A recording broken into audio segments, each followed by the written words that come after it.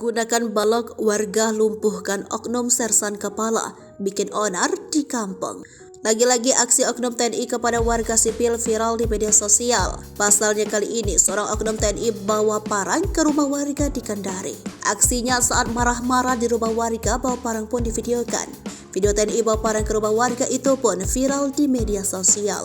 Dilansir dari tribunwolf.com, oknum TNI tersebut mengamuk hingga mengancam warga menggunakan parang. Peristiwa tersebut diketahui berlangsung pada Sabtu 29 April 2023 lalu.